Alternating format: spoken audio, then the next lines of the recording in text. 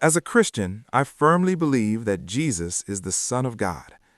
This belief is foundational to our faith, and it's not just a later addition, it's something rooted in the early teachings of Jesus himself. The Gospel of John 1.1 clearly states, "In the beginning was the Word, and the Word was with God, and the Word was God." Jesus is the Word, Logos, which exists as God from the very beginning. This isn't something that was added later. It's integral to the Christian doctrine that Jesus was always divine, even before his birth in the flesh. Jesus also performed miracles that no prophet could. He healed the sick, raised the dead, and forgave sins, acts that only God can do. In John 14:9, Jesus tells his disciples, "Anyone who has seen me has seen the Father." If he were merely a prophet, why would he claim this? The resurrection, too, is the ultimate proof.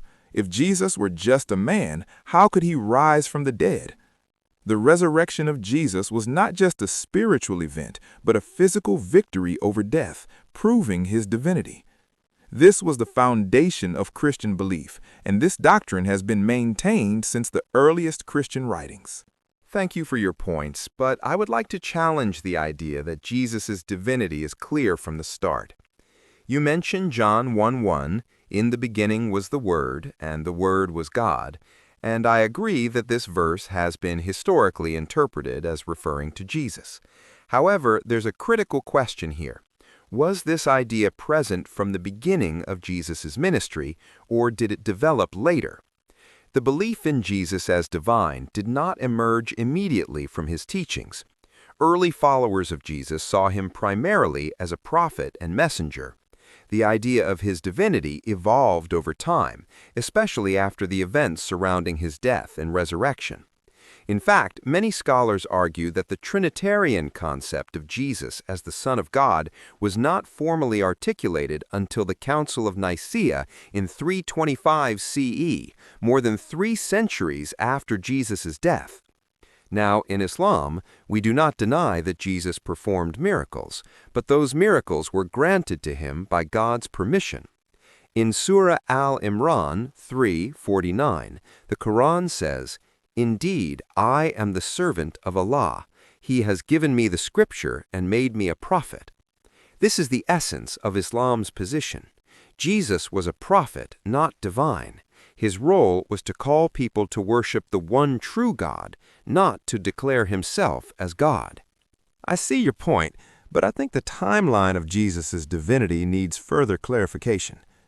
You claim that the idea of Jesus' divinity was developed later, but that's a historical view that does not align with the texts we have. For instance, in John 10:30, Jesus says, "I and the Father are one." This was not a later invention. This was a direct claim to his divinity. The Jews of his time understood this as such and wanted to stone him for blasphemy, which clearly indicates that Jesus' statement was seen as divine by those around him. Moreover, when we look at early Christian writings, such as Paul's letters written around 50-60 CE, the divinity of Jesus is already implied. For example, in Philippians 2:6, Paul says Jesus is in very nature God. So the idea that the divinity of Jesus developed much later doesn't hold when we look at the earliest Christian texts. His divinity was central from the beginning, not a later idea invented by the church. I understand your perspective, but I still think it's crucial to consider the historical context of the Bible. Let's take John 10:30, where Jesus says, "I and the Father are one." Yes, this statement could imply unity in purpose, but does it claim divinity? When we look at Jesus' other words in the Gospels, he constantly defers to God as the Father. In John 5:30, Jesus says, "I can do nothing on my own. As I hear, I judge, and my judgment is just, because I seek not my own will, but the will of him who sent me." This sounds like a prophet, not someone who is equally divine with God.